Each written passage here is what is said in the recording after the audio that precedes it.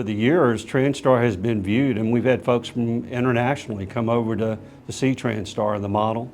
And I think that people across the country and across the world see this as a model that others can follow. And we as a community need to take great pride in that, and we need to celebrate that.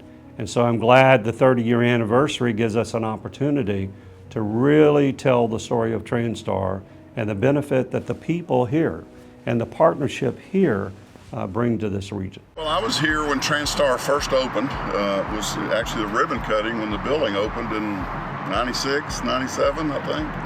And I'm sure you've heard from a lot of people that 4 government agencies working together and how great it is, and it is a wonderful thing. It didn't happen easy. Well, how do we build fellowship across agency lines between TxDOT, Metro, and the county and the city? And there was a lot of coordination in those first years, and it was quite a challenge, but very rewarding now looking back at everything that's been accomplished. You know, there's an old story, you hear a lot in the emergency management training that you don't want to be exchanging business cards at the scene of an emergency. And that certainly applies here at TransStar, because you work with each other every day. You know each other on a personal level. So when there's an emergency, you go, who's that guy at the city I need to talk to? Or there's some guy at TxDOT I met at a meeting. No, we're in the building and we knew each other. And you knew personalities and you knew who could get things done.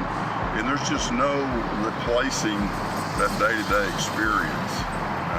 You can't do it through training, you can't do it through monthly meetings.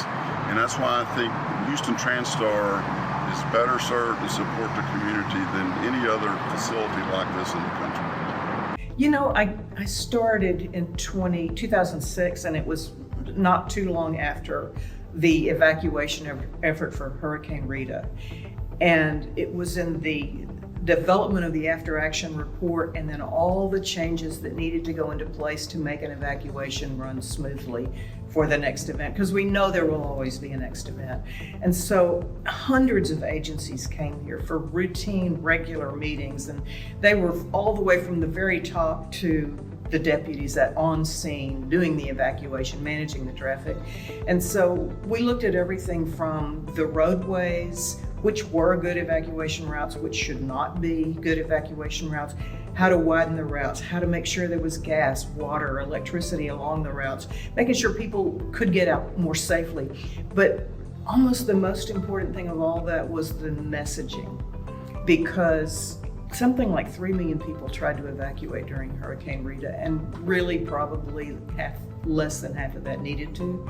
So getting the message out meant that in 2008, when Hurricane Ike was looming and evacuations were ordered and planned, it was about the same traffic as 4 o'clock on Friday. You know, it was heavy traffic moving along the evacuation routes, but nothing people couldn't survive.